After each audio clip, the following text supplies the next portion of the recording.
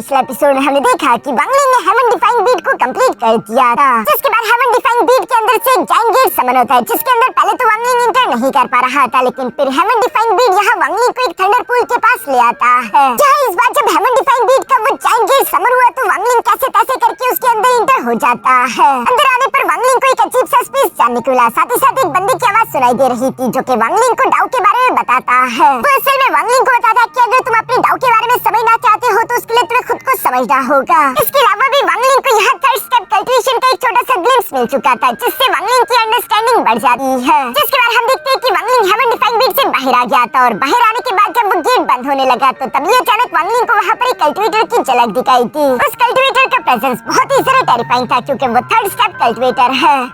अब आगे तो नेक्स्ट एपिसोड की शुरुआत यहाँ से थंडर पूल से शुरू होती है, जिसके दो सर्कल थे, एक आउटर सर्कल और दूसरा इनर सर्कल। जहाँ वांगलिंग फिलहाल आउटर सर्कल में मौजूद था, तभी अचानक हम देखते हैं कि वांगलिंग की हेवन डिफाइंग बीट उसके सामने आ गई, जिसका अपीयरेंस चेंज होने लगा। उस पर सूरज की शक्ति और चांद की शक्ति के मार्क आना शुरू हो गए, यानी कि यिन और यांग की पावर यहाँ इस हेवन डिफाइंग बीट के अंदर आ चुकी थी। जिसके बाद हेवन डिफाइंग बीट वांगलिंग की बॉडी के अंदर जाकर समा जाता है। दूसरी तरफ सीन शिफ्ट होकर यहाँ दूर एक दूसरे कल्टिवेटर पर आ गया था, जो कि अपने ब्लू थंडर बीस्ट पर सवार उसी थंडर पूल की तरफ बढ़ रहा था। साथ ही साथ वो कहता है कि थंडर इमोर्टल रैम जल्दी ओपन होने वाला है, इसलिए इस बार मुझे थंडर पूल में जाकर ज्यादा से ज्यादा प्राइमल फोर्स रिफाइन करके इकट्ठा करनी होगी। वो ये सब सोचते हुए थंडर पूल की तरफ बढ़ ही रहा था, तभी अचानक उसे थंडर पूल से अजीब सा प्रेशर महसूस हुआ। वो हैरान होते हुए कहता है कि क्या थंडर पूल में कुछ चेंज हो चुका है। ये कहते हुए जब वो थंडर पूल के सामने आया तो सबसे पहले उसे अपने सामने सिल्वर हॉर्न थंडर बीस्ट देखने को मिला, जो कि उसे देखकर गुस्से से गुर्रा रहा है। साथ ही साथ वहाँ पर एक इल्यूजरी यिन रैलम का पपेट भी है। ये दो इतनी पावरफुल चीजें देखकर वो कल्टिवेटर अपने मन में सोचने लगा कि इसका मतलब ये तो नहीं कि अंदर मौजूद जो कल्टिवेटर है वो भी थंडर सेलेस्टियल हॉल का कोई मैसेंजर है। ये सब कहते हुए उस कल्टिवेटर की नजर वांगलिंग पर पड़ गई थी, जिसे देखकर वो हैरान होते हुए कह रहा था, लेकिन इस आदमी की कल्टिवेशन तो असेंडेंट स्टेज से ज्यादा नहीं लग रही, पर फिर भी असेंडेंट लेवल की कल्टिवेटर तो इस थंडर पूल के अंदर इंटर ही नहीं कर सकती। आखिर ये थंडर पूल के अंदर बेफिक्री के साथ कैसे बैठा हुआ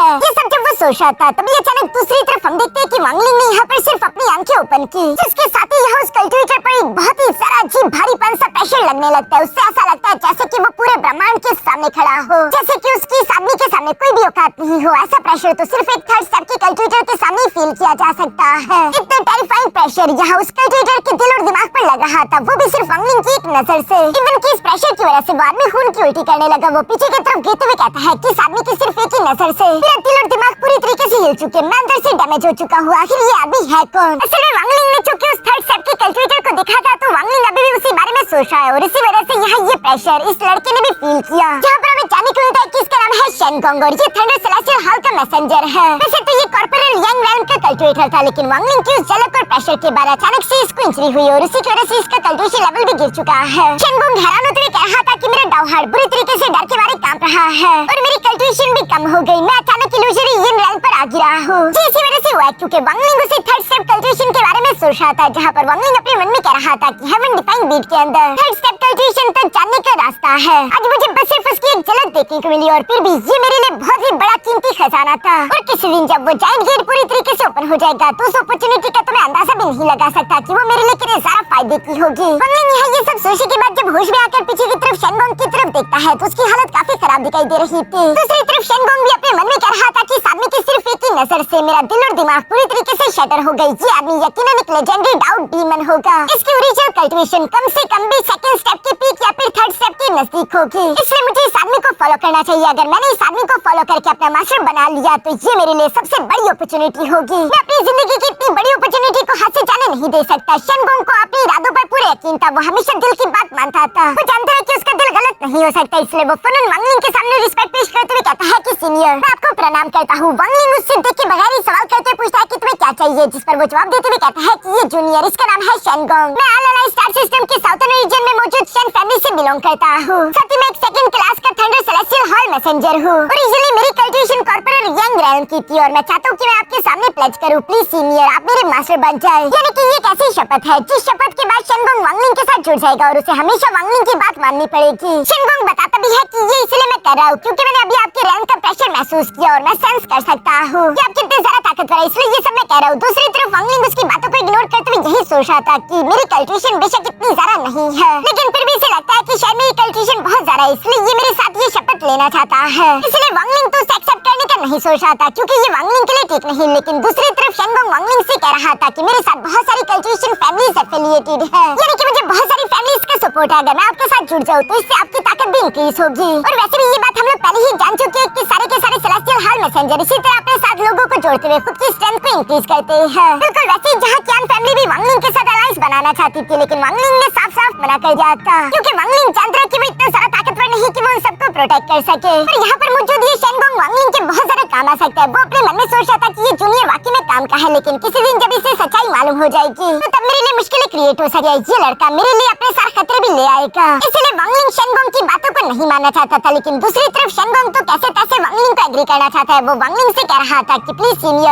सीनियर आप इस जूनियर के प्लेज को एक्सेप्ट कर ले, मैं आपसे सिर्फ थोड़ी बहुत गाइडेंस चाहता हूँ। मैं अपनी कल्ट्यूशन के बॉटलनेक पर पहुंच चुका हूँ जिससे आगे मैं नहीं बढ़ पा रहा, सिर्फ आपकी गाइडेंस ही मुझे आगे बढ़ने में मदद कर सकती है। लेकिन वांगलिंग उसकी बात सुनकर जवाब देते हुए कहता है कि इम्पॉसिबल, यानी कि वांगलिंग उसे एक्सेप्ट नहीं करने वाला। इस पर शेनगोंग को काफी बुरा लगा, वो उदास चेहरा पकड़ लेता है। थोड़ी देर सोचने के बाद वो अचानक यहाँ पर वांगलिंग की तरफ देखते हुए कहता है कि सीनियर प्लीज मुझे मना मत कीजिए, मैं अपनी मनमर्जी से आपको अपनी डाउ सोल का टुकड़ा भी देने के लिए तैयार हूँ, जो कि आपके साथ मेरी 100% वफादारी का प्रूफ होगा। प्लीज मैं आपसे भीख मांगता हूँ, मेरी प्लेज को एक्सेप्ट करें, मैं अगले 1000 साल तक आपको सर्व करना चाहूंगा। ये सब कहते हुए यहाँ शेनगोंग ने अपनी डाउ सोल का टुकड़ा बाहर निकाल लिया था, जो देखकर तो लिन सुआन भी सरप्राइज हो गया था कि आखिर ये लड़का क्या कर रहा है जो कि अपनी मनमर्जी से अपनी डाउ सोल इस तरह से ऑफर कर रहा है। दूसरी तरफ वांगलिंग भी यहाँ शेनगोंग के हाथ में उसकी डाउ सोल का टुकड़ा देकर अपने मन में कहने लगा कि अगर ये अपनी डाउ सोल का टुकड़ा मुझे दे रहा है, फिर अगर फ्यूचर में ये मेरे खिलाफ भी हो गया तब भी ये मुझे नुकसान नहीं पहुंचा सकता, क्योंकि जब तक वांगलिंग के पास इसकी डाउ सोल है वांगलिंग आसानी के साथ उसे जान से मार सकता है, वो भी बिना किसी मेहनत के। इसलिए हर हाल में शेनगोंग को वांगलिंग की बात माननी ही पड़ेगी। जो सब सोचने के बाद वांगलिंग शेनगोंग की तरफ देखते हुए कहता है कि ठीक है तुम डाउ सोल तो मुझे दे रही हो, लेकिन कहीं तुम्हें ऐसा तो नहीं कि बाद में इसका अफसोस होगा। शेनगोंग को अपने इंस्टिंक्ट पर पूरा यकीन था, इसलिए वो आगे की तरफ बढ़ते हुए कहता है कि जूनियर को कभी भी इस फैसले का अफसोस नहीं होगा। इसलिए वांगलिंग भी उसकी डाउ सोल का टुकड़ा अपने पास रख लेता है। इसके बाद वांगलिंग उससे सवाल करते हुए पूछता है कि आखिर तुम यहाँ पर क्या करने आए थे, जिस पर शेनगोंग जवाब देते हुए कहता है कि थंडर सेलेस्टियल रैम जल्दी ओपन होने वाला है और उसके ओपन होने से पहले मैंने सोचा था कि मैं थंडर पूल में आकर कल्टिवेशन करते हुए थोड़ी प्राइमल फोर्स इकट्ठा कर लूंगा। जो सुनकर वांगलिंग जवाब देते हुए कहता है कि मैं अलहमद स्टार सिस्टम से नहीं हूँ, तो क्या तुम मुझे बता सकते हो कि एक्जैक्टली थंडर इमोर्टल रैम कब ओपन होने वाला है। जिस पर शेनगोंग जवाब देते हुए कहता है कि 30 साल बाद, और हम जैसे सेकंड स्टेप कल्टिवेटर अपने थंडर कैलिडोन का इस्तेमाल करते हुए थंडर सेलेस्टियल रैम में इंटर कर सकते हैं। ये सुनकर तो वांगलिंग याद करने लगा कि पिछली बार जब मैं रेन इमोर्टल रैम गया था तो वहाँ पर वांगलिंग को बहुत सारे कीमती ट्रेजर्स मिले थे, जैसे कि गॉड शूटिंग चेरी और सेलेस्टियल सोर्ड, मास्टर ज़ावी, जिन्होंने अपने असेंडेंट क्रिस्टल भी वांगलिंग को दिया था। और अब बारी है थंडर इमोर्टल रैम की, जहाँ पर भी वांगलिंग को बहुत सारे कीमती ट्रेजर्स मिल सकते हैं, इसलिए वांगलिंग वहाँ पर जाना मिस नहीं कर सकता। इसलिए वांगलिंग यहाँ शेनगोंग से सवाल करते हुए पूछता है कि थंडर सेलेस्टियल रैम में इंटर करने के लिए कितने हाई कल्टिवेशन लेवल पर रिस्ट्रिक्शन लगती है।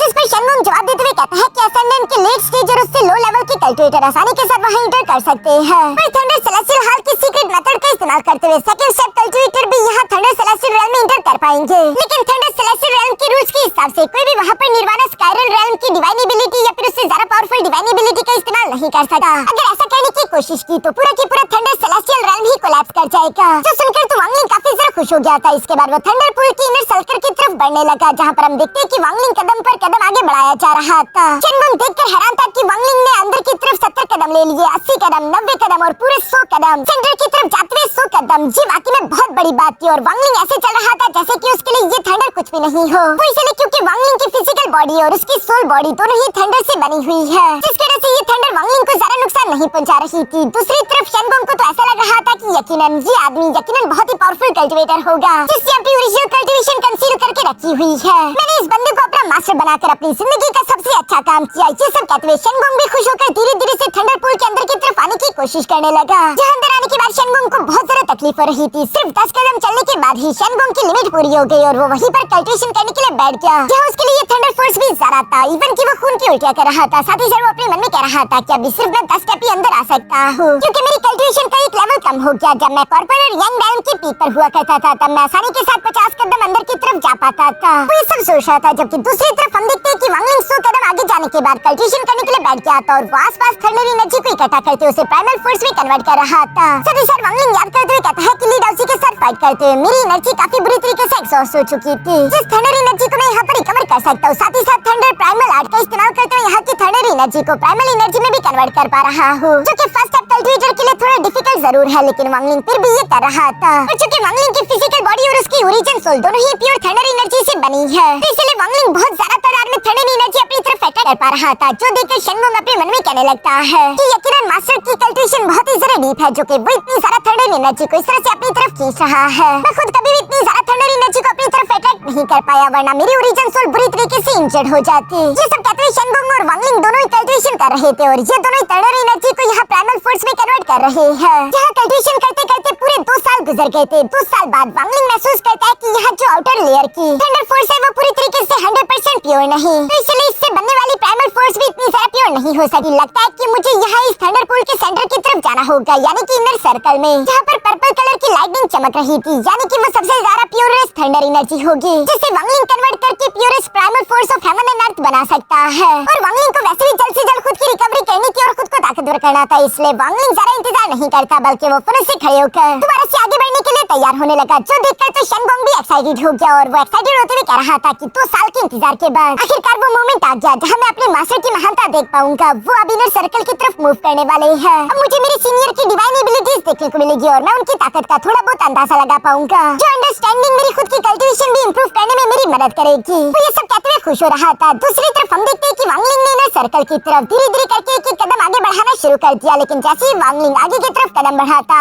है, उस पर बहुत ही खतरनाक हेवन एंड अर्थ लाइटनिंग आकर गिर रही थी, जिससे वांगलिंग को बहुत तकलीफ होती है। उसका एंशिएंट थंडर ड्रैगन भी गुर्राते हुए बाहर की तरफ आ गया और दोबारा से वांगलिंग की बॉडी के अंदर जाकर समा जाता है। वांगलिंग भी महसूस कर पा रहा था कि ये थंडर फोर्स बहुत ही टेरिफाइंग है। जैसे जैसे वांगलिंग आगे बढ़ता रहेगा, उस पर पड़ने वाली थंडर एनर्जी भी उतनी ही ज्यादा टेरिफाइंग होती रहेगी। पर फिर भी वांगलिंग उस थंडर की फोर्स को बर्दाश्त करते हुए जोर जबरदस्ती आगे बढ़ता जा रहा था। इसी तरह करते करते वांगलिंग टोटल 10 कदम आगे बढ़ता है, जहाँ 10 कदम आगे बढ़ने के बाद अचानक से वांगलिंग पर हेवन की तरफ से एक बहुत ही टेरिफाइंग थंडर प्रेशर पड़ना शुरू हो गया था, जिसे देखकर तो वांगलिंग के सिल्वर हॉर्न थंडर बीस्ट और शनगोंग भी सरप्राइज हो गए। ये थंडर फोर्स प्रेशर इतना ज्यादा टेरिफाइंग था कि वांगलिंग जबरदस्ती एक कदम भी आगे नहीं बढ़ा पा रहा था, इसलिए वांगलिंग अपना कदम पीछे की तरफ करते वहीं पर रुक जाता है, जो देखकर तो शनगोंग पूरी तरीके से शॉक हो गया, और वो अपने मन में सोचने लगा कि आखिर ऐसा कैसे हो सकते हैं, मास्टर इतनी हाई कल्टिवेशन के साथ भी सिर्फ 10 कदम आगे कैसे बढ़े। कहीं ऐसा तो नहीं कि वो टेरिफाइंग हो रहा जो कि मैंने उस लम्हे फील किया था वो बस सिर्फ एक ऐसे फाटा, जिसका मतलब होगा कि मुझे गलतफहमी हो गई थी, और मैंने जो यहाँ पर मास्टर के साथ प्लेज किया है वो सिर्फ एक मजाक हो गया, मेरी जिंदगी का सबसे बड़ा मजाक। आखिर मैंने ये क्या कर दिया। वो ये सब सोचते हुए अभी गुस्सा हो ही रहा था, तभी अचानक दूसरी तरफ सीन शिफ्ट होकर वापस से वांगलिंग पर आ गया,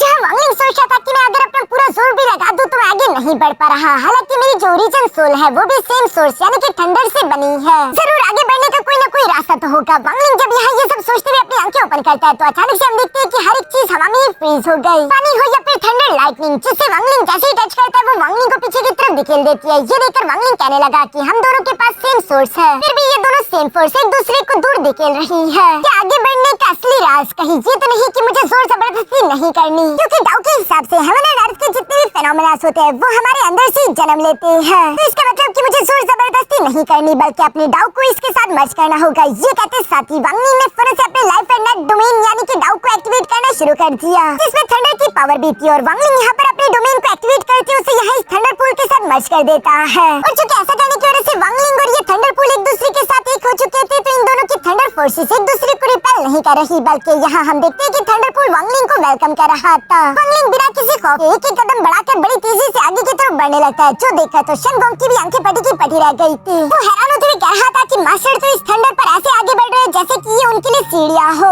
बल्कि अगर कहा जाए तो थंडर ने खुद मास्टर को एक्सेप्ट किया, यानी कि मास्टर थंडर डाउ के पीक पर पहुंच चुके हैं। 2 साल जो मैंने यहाँ पर इंतजार किया वो इसी तरह के किसी लम्हे के लिए किया था। मैं अपने महान मास्टर की डिवाइन एबिलिटी को देखना चाहता था, जो कि मेरे मास्टर ने मुझे दिखा दी। दूसरी तरफ हम देखते हैं कि वांगलिंग काफी कूल तरीके से मूव करते करते थंडर पूल के इनर सर्कल के सेंटर में पहुंच गया था, जहाँ पर वांगलिंग कह रहा था कि मैंने थर्ड स्टेप की सिर्फ एक झलक देखी और इससे मुझे डाउ की थोड़ी बहुत अंडरस्टैंडिंग हुई। बेशक इस डाउ का इस्तेमाल करते हुए कोई अटैक नहीं किया जा सकता, लेकिन फिर भी ये 1000 डिवाइन एबिलिटी इससे ज्यादा कीमती है। जो सब कहते हैं वांगलिंग वही सेंटर में कल्टिवेशन करने के लिए बैठ गया था। शनगोंग भी दूर से ये सब देख रहा था, तभी अचानक वो साइड की तरफ महसूस करता है कि हवा में एक बड़ा सा space time track portal open हो गया, जिसके अंदर से एक आदमी धीरे धीरे निकलकर बाहर आने लगा, और वो कहता है कि ये जगह तो बहुत ज्यादा भीड़ से भरी हुई है। वांगलिंग भी ये आवाज सुनकर तिरछी आंख से उस आदमी की तरफ देखता है। दूसरी तरफ शनगोंग उस आदमी को देखते पहचान गया था, और वो कहता है कि ज़ेन कोंग कोंगली। आखिर ये यहाँ पर कैसे? दूसरी तरफ हम देखते हैं कि ज़ेन कोंगली वो भी थंडर सेलेस्टियल हाल का एक मैसेंजर था जो कि अभी हाल ही में इंटर हुआ है और साथ ही साथ वो भी एक पॉपुलर यंग रैम का कल्टीवेटर है। वो भी शेनगोंग की तरफ बहुत ज्यादा टैलेंटेड है। तभी अचानक उसकी नजर थंडरपूल के सेंटर में मौजूद वांगलिंग पर पड़ गई थी, जिसे देखकर वो हैरान होते हुए कह रहा था कि इस आदमी की कल्टीवेशन तो सिर्फ असेंडेंट की पीक पर है, फिर भी ये थंडरपूल के इनर सर्कल में इतनी शांति के साथ कैसे बैठा हुआ है। ज़ेन कोंगली को भी यहाँ पर वांगलिंग काफी जरा मिस्टीरियस लग रहा था। पर थोड़ी देर सोचने के बाद वो मुस्कुराकर अपने मन में कहता है कि यकीनन इसके पास कोई बहुत ही कीमती ट्रेजर होगा जिसकी वजह से ये इनर सर्कल के थंडर्स को बर्दाश्त कर पा रहा है। यह ज़ेन कोंगली अब ये सब कह रहा था, तभी अचानक दूसरी तरफ शेनगोंग उसकी तरफ देखते हुए कहता है कि कोंगली ये जगह तुम्हारे आने के लिए नहीं है, इसलिए दफा हो जाओ यहाँ से। जिसके बाद सुनकर कोंगली उसकी तरफ देखते हुए कहता है कि ओ अच्छा ये तो तुम हो शेनगोंग, मैं तो तुम्हें देख ही नहीं पाया। वो क्या है ना कि तुम्हारी कल्टीवेशन गिर चुकी है, इसी वजह से मैं तुम्हें पहचान नहीं पाया। जिस पर शेनगोंग कहता है कि इस मामले से तुम्हारा कोई लेना देना नहीं। लेकिन कोंगली कहाँ सुनने वाला था। वो धीरे धीरे सामने की तरफ आते हुए वांगलिंग को आवाज देकर कहता है कि इनर सर्कल में मौजूद मेरे दोस्त, मुझे पूरी यकीन है कि तुम्हारे पास यकीनन बहुत ही कोई कीमती ट्रेजर है जिसका इस्तेमाल करते हुए तुम इनर सर्कल के थंडर्स को बर्दाश्त कर पा रहे हो। प्लीज बाहर आओ और मुझे वो ट्रेजर दिखाओ, मैं एक बार उसे देखना चाहता हूँ। ये सुनकर तो वांगलिंग की बॉडी के अंदर मौजूद लिनसुआन डर से कांपते हुए कहता है कि अच्छा नहीं हुआ, अब ये भी हमारे पीछे पड़ चुका है। अगर इसे हमारे राज के बारे में मालूम हो गया तो हम लोगों की खैर नहीं, हम मरेंगे यहाँ पर। दूसरी तरफ वांगलिंग भी अपने मन में सोचने लगा कि स्कॉर्पियन यंग रैम के कल्टीवेटर को लगता है कि मेरे पास यकीनन कोई ग्रेट ट्रेजर है और इसी गलतफहमी की वजह से ये आदमी इतनी आसानी के साथ यहाँ से नहीं जाने वाला। यही सही वक्त है शेनगोंग की लॉयल्टी को चेक करने के लिए। अगर शेनगोंग मेरे साथ लॉयल है तो वो अपनी पूरी ताकत लगाकर ज़ेन कोंगली के साथ फाइट करेगा मेरे लिए, ताकि वो मुझे प्रोटेक्ट कर सके और मेरी कल्टीवेशन डिस्टर्ब ना हो। दूसरी तरफ हम देखते हैं कि शेनगोंग भी यहाँ पर ऐसे ही सोच रहा था। वो अपने मन में कह रहा था कि पहले हम दोनों की कल्टीवेशन बिल्कुल इक्वल थी, इसलिए मैं ना चाहते हुए भी कोंगली को बर्दाश्त कर रहा था। बेशक अब मेरी कल्टीवेशन गिर चुकी है तो क्या हुआ, मेरे साथ मेरे मास्टर है और मेरे मास्टर की होते हुए भला मुझे डरने की क्या जरूरत है। इसलिए शेनगोंग फिर से अपने स्पीयर को बाहर की तरफ निकालते हुए गुस्से के साथ अपनी पावर अनलीश करते हुए कहता है कि तुम्हारे पास सिर्फ 3 सेकंड्स है। कोंगली अगर तुम यहाँ से 3 सेकंड में नहीं गए तो मैं तुम्हें जान से मार डालूंगा। जो सुनकर तो कोंगली भी हैरान होते हुए अपने मन में कह रहा था कि सिर्फ एक असाइनेंट लेवल के कल्टीवेटर के लिए जिसके पास कोई कीमती ट्रेजर है, उसके लिए ये शेनगोंग मेरे साथ मरते दम तक फाइट करने के लिए तैयार है। आखिर ये ऐसा क्यों कर रहा है? शेनगोंग मैं भी सोच रहा हूँ कि आखिर तुम क्या खेल खेल रहे हो। ये सब कहते हुए कोंगली ने भी अपनी तलवार बाहर की तरफ निकाल ली थी और वो भी अपनी पावर अनलीश करने लगा, जो बात शेनगोंग को अच्छी नहीं लगी और वो अपने स्पीयर को लेकर फौरन कोंगली पर हमला करने लगा। इन दोनों के दरमियान जबरदस्त फाइट शुरू हो गई थी, जिसमें शेनगोंग को जरा सा भी डर नहीं था क्योंकि उसे लगता था कि उसका मास्टर यहीं पर मौजूद है, भला उसे किस बात का खौफ हो, और वो बेखौफ होकर अपनी पूरी ताकत से लड़ रहा था। दूसरी तरफ लिनसुआन तो घबराते हुए कहता है कि लड़ाई शुरू हो चुकी है और शेनगोंग की कल्टीवेशन वैसे भी कम हो चुकी है, हमें जल्दी से यहाँ से निकलना होगा क्योंकि शेनगोंग जिससे ज्यादा देर तक रोक नहीं पाएगा। फिर दूसरी तरफ वांगलिंग अपने मन में सोच रहा था कि अगर शेनगोंग इस फाइट को हार गया तब भी मैं कोंगली के हाथों में जाने वाला हूँ। अगर मैं यहाँ से भागने की कोशिश भी करूँ तब भी शेनगोंग को मुझ पर शक हो जाएगा और मैं खतरे में आ सकता हूँ। वांगलिंग यहाँ ये सब सोच रहा था। दूसरी तरफ हम देखते हैं कि शेनगोंग अपनी पूरी ताकत के साथ कोंगली से टकराते हुए एक बहुत बड़ा ब्लास्ट कर देता है, जिस ब्लास्ट के इफेक्ट से शेनगोंग पीछे की तरफ दिखने लग गया और उसके मुंह से खून निकल रहा था। तभी अचानक वांगलिंग की आवाज शेनगोंग को सुनाई देती है, जहाँ वांगलिंग शेनगोंग से कह रहा था कि शेनगोंग इस फाइट में मैं तुम्हारी मदद नहीं करूंगा, बल्कि ये फाइट तुम्हारा इम्तिहान है। अगर इसमें तुमने जीत हासिल की तभी तुम्हारी काबिलियत साबित होगी और मैं तुम्हें अपना सर्वेंट बनाकर रखूंगा, लेकिन अगर तुम हार जाते हो तो तुम काबिल नहीं और मैं तुम्हें तुम्हारी डाउसोल लौटा दूंगा, जिसके बाद तुम जाने के लिए आजाद हो। जो सुनकर तो शेनगोंग और भी जरा सीरियस हो गया था। वो मरते दम तक फाइट करने के लिए तैयार है क्योंकि वो अपने मास्टर के सामने खुद को साबित करना चाहता था, इसलिए वो अपना खून पोंछते हुए कहता है कि आप फिक्र ना करें, शेनगोंग आपको निराश नहीं करेगा। ये कहते हुए अपने कई सारे स्पीयर समन करके कोंगली के साथ फाइट करने लगा, जहाँ दूसरी तरफ कोंगली भी बहुत ज्यादा खतरनाक था और वो शेनगोंग को पीछे की तरफ धकेलते हुए उस पर हंसकर कह रहा था कि आखिर ये क्या मजाक चल रहा है शेनगोंग, तुम असाइनेंट लेवल के कल्टीवेटर को अपना मास्टर कहकर पुकार रहे हो, कहीं ऐसा तो नहीं कि तुम्हें वो ट्रेजर इस लड़के से चाहिए इसलिए तुम उसके साथ ये खेल खेल रहे हो और उसे बार बार सीनियर मास्टर कहकर पुकारने से तुम्हें लगता है कि मैं डरकर यहाँ से चला जाऊंगा, तो ऐसा नहीं होने वाला। जो कहती कोंगली ने एक पावरफुल स्लैश अटैक शेनगोंग पर चल दिया था, जिसकी वजह से वहाँ पर एक बहुत ही बड़ा ब्लास्ट होता है। इस ब्लास्ट की वजह से हम देखते हैं कि शेनगोंग बुरी तरीके से इंजर्ड हो चुका है, पर फिर भी वो हार मानने का नाम नहीं ले रहा, बल्कि हम देखते हैं कि शेनगोंग ने यहाँ पर अपनी प्राइमल फोर्स का इस्तेमाल करते हुए टेरिफाइंग थंडर ड्रामिंग टेक्निक एक्टिवेट करना शुरू कर दिया था, ताकि वो हेवन एंड अर्थ की थंडर फोर्स को यहाँ पर समन कर सके, जिसमें शेनगोंग कामयाब भी हो जाता है। उसकी बॉडी के आसपास काफी खतरनाक थंडर एनर्जी इकट्ठा हो चुकी थी, लेकिन साथ ही साथ दूसरी तरफ वांगलिंग महसूस कर पा रहा था कि शेनगोंग की बॉडी के अंदर मौजूद उसका डाउ हार्ट और उसकी थंडर एनर्जी एक दूसरे के साथ खिलाफ में है, इसलिए वो एक दूसरे से टकरा रही है। ये चीज कोई नॉर्मल कल्टीवेटर नहीं देख पाता, लेकिन वांगलिंग ने चूंकि थर्ड स्टेप कल्टीवेशन को एक झलक देखा है, तो इसी वजह से वांगलिंग को कल्टीवेशन और डाउ की काफी अच्छी अंडरस्टैंडिंग हो गई और वो ये सब देख पा रहा था। और यही तो शेनगोंग का बॉटलनेक यानी कि डेडलॉक था, जिसे वो पार नहीं कर पा रहा था। बेशक यहाँ पर शेनगोंग की पावर काफी ज्यादा इंक्रीज हो चुकी थी, वो बहुत ज्यादा टेरिफाइंग लग रहा था,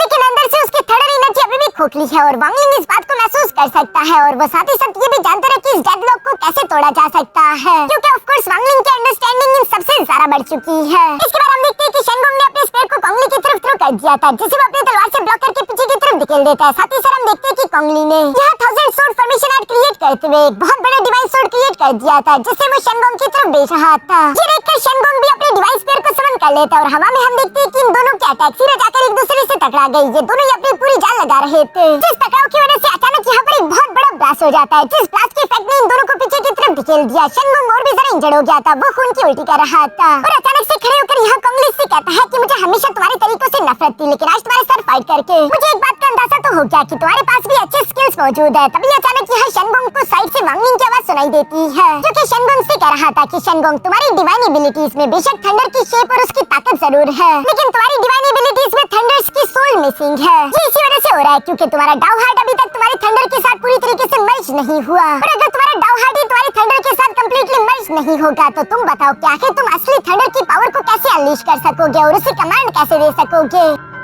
जो सुनकर तो शेनगोंग वांग लिंग से काफी ज्यादा इंप्रेस हो जाता है, क्योंकि थंडर सेलेस्टियल हॉल के लीडर ने भी शेनगोंग से बिल्कुल ऐसे ही कहा था। और शेनगोंग यहाँ पर वांग लिंग को मास्टर कहकर पुकारते हुए कहता है कि इसमें मास्टर मुझे आपकी गाइडेंस चाहिए, जिस पर कोंगली तो शेनगोंग पर हंस रहा था और वो हंसते हुए कहता है कि ये तो सब लोग जानते हैं कि डाउ इंटेंट को थंडर के साथ पूरी तरीके से मर्ज होना होगा, लेकिन कल्टिवेशन का रास्ता बहुत ही जरा अनक्लियर होता है। कोई भी नहीं जानता कि ये काम कैसे किया जाए। सिर्फ बातों से कुछ नहीं होता बल्कि एक्शंस मैटर करते हैं। इस तरह की महानता वाली बातें तो तुमने कर ली, चलो अब मुझे भी दिखाओ कि आखिर तुम कर क्या सके हो। कोंगली की ये बातें सुनते हुए वांग लिंग फुर्र से हवा में आकर अपने हाथ में थोड़ी सी अपनी थंडर एनर्जी इकट्ठा कर लेता है, जो कि उसने फुर्र से शेनगोंग की सोल्सी के अंदर भेज दी थी। जहाँ पर हम देखते हैं कि वांग लिंग की वो थंडर एनर्जी यहाँ कोंगली की सोल्सी में आकर वांग लिंग की लाइफ एंड डेथ डोमेन बनाना शुरू कर देता है, जिसके अंदर पहले ही वांग लिंग की थंडर फोर्स है और वो यहाँ पर शेनगोंग की सोल को थंडर फोर्स के साथ मर्ज करने में उसकी मदद कर रही थी। बेसिकली वांग लिंग शेनगोंग को सिर्फ रास्ता दिखा रहा था, जो कि शेनगोंग को समझ आ जाता है। वांग लिंग शेनगोंग से सवाल करते पूछता है कि क्या तुम अब समझ गए, जिस पर शेनगोंग का ऑरा चेंज होने लगा, उसकी आंखें खुल चुकी थी, उसे अंडरस्टैंडिंग हो चुकी है, इसलिए वो यहाँ पर कह रहा था कि मैं समझ चुका हूँ। मैं हमेशा से किनारों पर फोकस करता रहा, लेकिन मुझे किनारों के बजाय डाउ एसेंस के सोर्स पर फोकस करना चाहिए, तो मैं अपने दुश्मनों को बिना लड़े ही डराकर भगा सकता हूँ। जो कहती शेनगोंग ने खतरनाक थंडर फोर्स अनलीश की, जिसके प्रेशर को महसूस करके कोंगली भी पूरी तरीके से शॉक हो गया था। वो हैरान होते हुए कहता है कि शेनगोंग ने सिर्फ एक ही झटके में डाउ एसेंस की कोर पर पॉइंट करना शुरू कर दिया। इंस्टेंटली उसका डाउ हार्ट भी ब्रेक थ्रू कर चुका है, उसका डाउ हार्ट एडवांस होकर पहले से ज्यादा स्ट्रॉन्ग हो चुका, जिसकी वजह से शेनगोंग की थंडर एबिलिटीज पर पहले से ज्यादा पकड़ मजबूत हो चुकी है। लेकिन कोंगली को इस बात का यकीन नहीं आ रहा था कि एक मामूली एसेंडेंट लेवल का कल्टीवेटर आखिर ऐसी अंडरस्टैंडिंग कैसे रख सकता है। ये आदमी कोई मामूली एसेंडेंट लेवल का कल्टीवेटर नहीं हो सकता, जरूर इसने भी अपनी कल्टीवेशन को कैंसिल किया है, क्योंकि इसकी ओरिजिनल कल्टीवेशन का तुम्हें अंदाजा भी नहीं लगा सकता। दूसरी तरफ शेनगोंग वांग लिंग का शुक्रिया अदा करता है इस अंडरस्टैंडिंग और गाइडेंस के लिए। साथ ही वो कोंगली की तरफ देखते हुए कह रहा था कि जन कोंगली चलो आ जाओ, अब दोबारा से फाइट करते हैं, मैं इस बार तैयार हूँ। इस बार शेनगोंग का प्रेशर पहले से कई गुना ज्यादा टेरिफाइंग था, जो महसूस करके कोंगली भी फौरन यहाँ वांग लिंग से माफी मांगते हुए कहता है कि मास्टर मुझे माफ कर दीजिए, जो मैं आपको पहचान नहीं पाया और मैंने सीनियर की कल्टीवेशन को डिस्टर्ब किया। उम्मीद करता हूँ कि सीनियर इसके लिए मुझे माफ कर देगा। वांग लिंग उसकी बातें सुनकर खामोश खड़ा था। दूसरी तरफ कोंगली यहाँ शेनगोंग की तरफ भी देखते हुए कहता है कि कांग्रेचुलेशन मेरे भाई शेनगोंग, इतना काबिल तरीन मास्टर अपने लिए तलाश करने के लिए तुम वाकई में बहुत ज्यादा खुश नसीब हो। ये तुम्हारे लिए किसी खजाने से कम नहीं है। जबकि दूसरी तरफ वो साथ ही साथ ये भी कहता है कि मैं हार एक्सेप्ट करता हूँ, मैं अब तुमसे नहीं लड़ने वाला। साथ ही साथ वो ये भी बताता है कि मुझे थंडर सेलेस्टियल हॉल की समन डिग्री ऑलरेडी मिल चुकी है। आज और अभी से मैं चाहूंगा कि हम दोनों मिलकर काम करें। मैं चाहूंगा कि थंडर सेलेस्टियल हॉल के हम दोनों फेलो मैसेंजर बने। ये सब कहने के बाद कोंगली वहाँ से जाने की इजाजत मांगते हुए फौरन वहाँ से रवाना हो गया। दूसरी तरफ उसके जाने के बाद शेनगोंग भी वांग लिंग की तरफ आते हुए माफी मांगते हुए कहता है कि मैंने आपकी पीसफुल कल्टीवेशन को बिला वजह डिस्टर्ब कर दिया, उसके लिए मैं आपसे माफी चाहता हूँ। जिस पर वांग लिंग कहता है कि अच्छा ये बताओ कि आखिर ये समन डिग्री क्या है, जिस पर शेनगोंग जवाब देते हुए कहता है कि summons degree thunder celestial hall के जितने भी कैंडिडेट्स होते हैं उन्हें बुलाने की एक ऑर्डर डिग्री है, यानी कि थंडर सेलेस्टियल हॉल के जितने भी कैंडिडेट्स और मैसेंजर हैं उन सबको ये एक समन डिग्री मिलेगी, जिसके मुताबिक 3 महीनों बाद हमें थंडर सेलेस्टियल हॉल में इकट्ठा होना होगा, जहाँ पर मैसेंजर्स और एल्डर्स की पोजीशंस खाली होगी और अलग अलग वैकेंसी के लिए लोग कंपटीशन करते हुए फाइट करेंगे। जोंगली भी इस कंपटीशन में सिलेक्शन के लिए हिस्सा लेगा और जितनी उसकी कल्टीवेशन है मुझे पूरी यकीन है कि वो आसानी के साथ एक पोजीशन तो हासिल कर ही लेगा। जो सब सुनकर वांग लिंग अपने मन में सोचने लगा कि जब तक शेनगोंग मेरे साथ है बिला वजह की मुसीबतें मेरी तरफ आती रहेगी। इसलिए वांग लिंग यहाँ पर शेनगोंग से कहता है कि फिलहाल मैं सेकुलेशन में जाने वाला हूँ, मुझे एक डिवाइन एबिलिटी को पूरी तरीके से मास्टर करना है, इसलिए अभी के लिए तुम यहाँ से पहले जा सकते हो, मैं तुम्हारे पीछे आ जाऊंगा। जो सब सुनकर शेनगोंग फौरन अपने पास एक साउंड ट्रांसमिशन जेट स्लिप बाहर की तरफ निकालते हुए कहता है कि ठीक है मास्टर, जैसा आप कहे आप ये साउंड ट्रांसमिशन जेट स्लिप अपने पास रख ले, आपको जैसी मेरी कोई भी जरूरत पड़े, कोई भी आपको मुझसे काम हो तो आप इसकी मदद से मुझे बुला ले और मैं फौरन से आ जाऊंगा। साथ ही वो अपने पास एक दूसरा जेट टोकन निकालते हुए कहता है कि इसके अंदर ऑल हेवन स्टार सिस्टम के साउथर्न रीजन का पूरा स्टार मैप मौजूद है, ये आपको सफर के के दौरान गाइड करने में मदद करेगा, तो इसे भी अपने पास रख लीजिए। जो सुनकर वांगलिंग वो दोनों जेट स्लिप्स और जेट टोकन अपने पास रख लेता है। इसके बाद उसने शेनगुंग को अलविदा कर दिया। शेनगुंग भी फौरन वहाँ से रवाना हो गया। पीछे की तरफ वांगलिंग उसी थंडरपूल में वहीं पर बैठकर कल्टीवेशन दोबारा से करना शुरू कर देता है, जहाँ वो थंडर को कन्वर्ट करके प्राइमल फोर्स में कन्वर्ट कर रहा था। ऐसे ही करते करते पूरे 8 साल गुजर गए। वांगलिंग अभी भी थंडरपूल के सेंटर में मौजूद था, जहाँ पर वो खुश होते हुए कह रहा था कि इस थंडरपूल में 10 साल की कल्टीवेशन के बाद मेरी ओरिजिन सोल पूरी तरीके से कंप्लीट परफेक्शन पर पहुंच चुकी है। यानी कि वांगलिंग ने इतनी ज़्यादा थंडर फोर्स और प्राइमल फोर्स अपनी बॉडी के अंदर एब्सॉर्ब कर ली थी कि अब जरा से भी जगह नहीं बची और ज़रा प्राइमल फोर्स और थंडर फोर्स एब्सॉर्ब करने के लिए। और ये बॉटलनेक वांगलिंग के कल्टीवेशन रन की वजह से था। इससे ज़रा वांगलिंग आगे नहीं बढ़ पा रहा।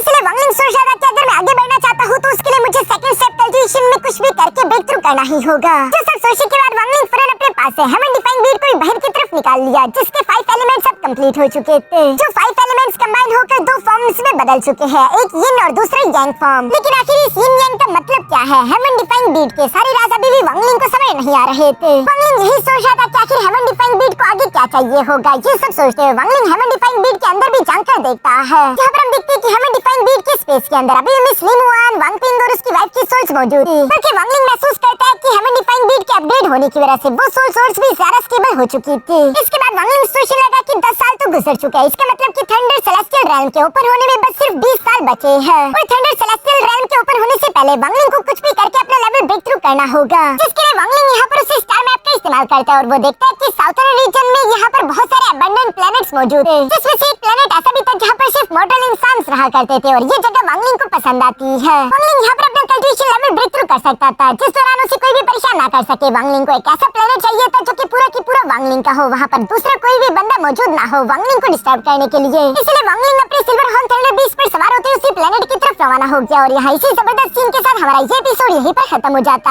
है।